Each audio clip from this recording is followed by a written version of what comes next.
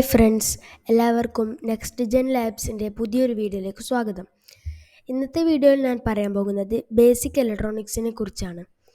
ആദ്യം നമുക്ക് എന്താണ് ഇലക്ട്രോണിക്സ് എന്ന് നോക്കാം. ഇലക്ട്രോണിക്സ് എന്ന് പറഞ്ഞാൽ ഇലക്ട്രോണിനെ കുറിച്ചും ഇലക്ട്രോണിക് ഡിവൈസുകളെക്കുറിച്ചുമൊക്കെ പഠിക്കുന്ന ഒരു ശാസ്ത്രശാഖയാണ്.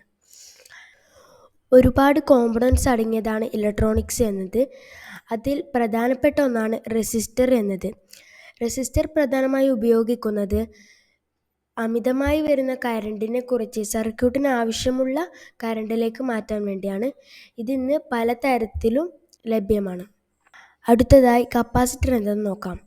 കപ്പാസിറ്റർ പ്രധാനമായും ഉപയോഗിക്കുന്നത് സർക്യൂട്ടുകളിലെ നോയ്സുകൾ ഫിൽട്ടർ ചെയ്യാനും കറണ്ടിന് സ്റ്റോർ ചെയ്തു വെക്കാനുമാണ്. ഒരു നിശ്ചിത സമയത്തേക്ക് കപ്പാസിറ്റർ കറണ്ടിന് സ്റ്റോർ ചെയ്തു വെക്കും. ശേഷം കറണ്ട് സർക്യൂട്ടിലേക്ക് കിട്ടാത്ത സമയത്ത് ഈ സ്റ്റോർ ചെയ്തു വെച്ച കറണ്ടിന് സർക്യൂട്ടിലേക്ക് നൽകും. അടുത്തതായി എന്താണ് ഡയോഡ് എന്ന് നോക്കാം.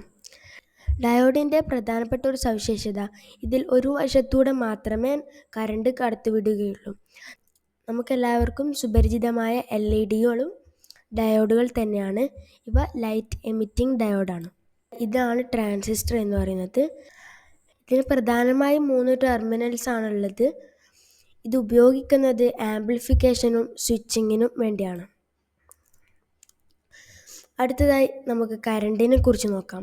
കറണ്ട് പ്രധാനമായി 2 തരത്തിലാണ് ഉള്ളത്. ഒന്ന് AC, മറ്റേത് DC. AC എന്ന് പറഞ്ഞാൽ ആൾട്ടർനേറ്റിംഗ് കറണ്ടാണ്. ഇത് നമ്മുടെ ലൈനുകളിലൂടെയൊക്കെ വരുന്ന കറണ്ടാണ്.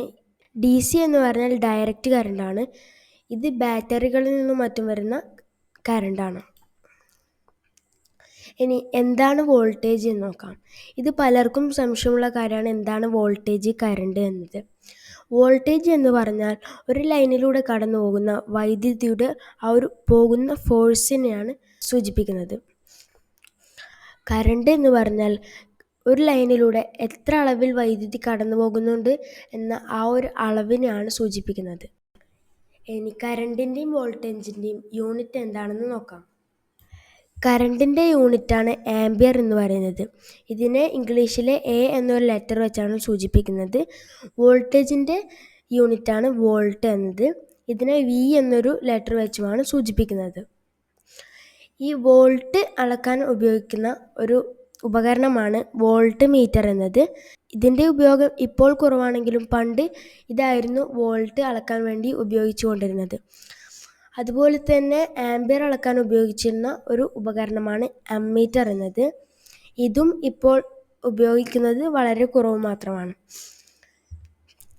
ഇപ്പോൾ ഏറ്റവും കൂടുതൽ ഉപയോഗിക്കുന്നത് മൾട്ടിമീറ്ററുകളാണ്. മൾട്ടിമീറ്ററിൽ വോൾട്ടേജും ആംപിയറും ഒരുപോലെ ചെക്ക് ചെയ്യാൻ പറ്റുന്നതാണ്. മൾട്ടിമീറ്ററിനെ കുറിച്ച് ഡീറ്റെയിൽ ആയിട്ട് നമുക്ക് മറ്റൊരു വീഡിയോയിൽ ചെയ്യാം. ഇത്രയുമാണ് ഇന്നത്തെ വീഡിയോയിലുള്ളത്. ഇനി റെസിസ്റ്ററിനെ കുറിച്ചും റെസിസ്റ്റൻസിനെ കുറിച്ചുമൊക്കെ നമുക്ക് അടുത്ത വീഡിയോയിൽ ചെയ്യാം.